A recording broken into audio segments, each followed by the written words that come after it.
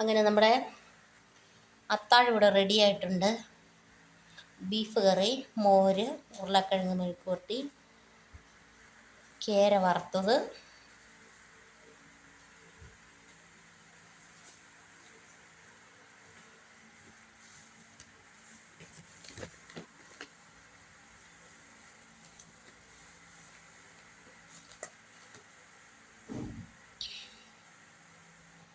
ഞാൻ ബീഫ് എടുത്തില്ല, എനിക്ക് ബീഫ് കൂട്ടാൻ പറ്റിയല്ല, കൊണ്ടാണ് ഞാൻ ബീഫ് എടുക്കാത്ത. അപ്പോൾ നമ്മുടെ ഫുഡ് എങ്ങനെ ഒന്ന് ടേസ്റ്റ് ചെയ്ത് നോക്കാം.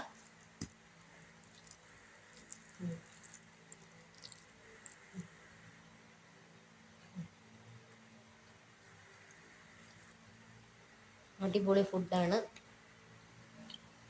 അടിപൊളി ഫുഡാണ്.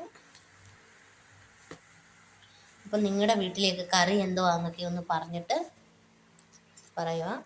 Okay, by.